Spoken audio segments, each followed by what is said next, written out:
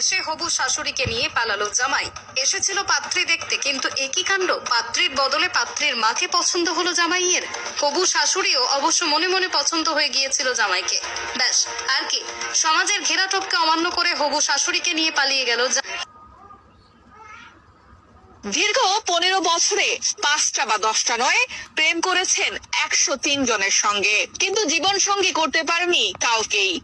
প্রেমে সেঞ্চুরি ছাগা খেয়ে মানসিক বিষণ্ণতায় ভেঙে পড়ে পরিবারের চাপে দুধ দিয়ে গোসল করে বিবাহ বন্ধনে আবদ্ধ হলেন ব্যর্থ প্রেমী। গার্লস স্কুলের মেয়েদের দেখার জন্য সুপারি গাছে উঠেছিল বন্ধু।